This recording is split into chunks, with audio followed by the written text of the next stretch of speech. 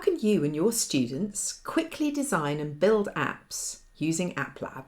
Well, once you've logged in, you click Create and choose AppLab from the drop-down. Rename and save your project.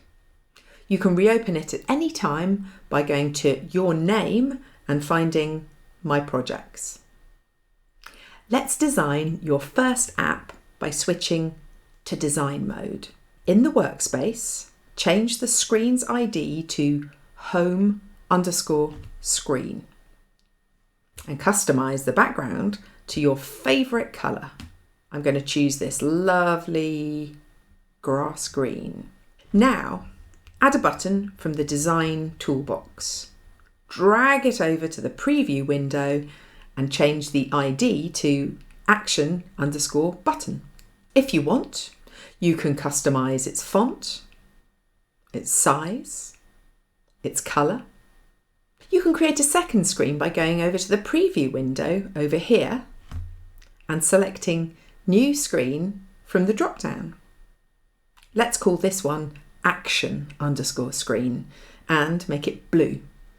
Now drag a text area element onto the action screen and type Act Now into the text property.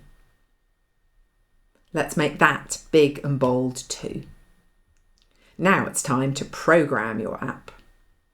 Switch to code mode and in the toolbox under UI controls, drag an On Event block to the workspace. From the drop-down, select your button and it will trigger an event on a click.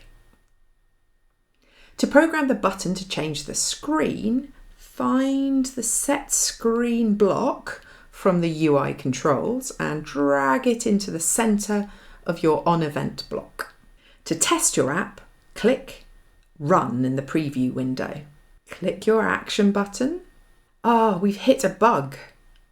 This yellow triangle shows us where the error is. We forgot to set the screen. Let's click Reset and in our code, under Set Screen, select Action Screen from the drop-down. Click Run, press our button, and it works. You've made your first app. You can show other people your app by clicking the Share button at the top. You can copy a link or click Send to Phone to generate a QR code to display your app directly on your device. So get started.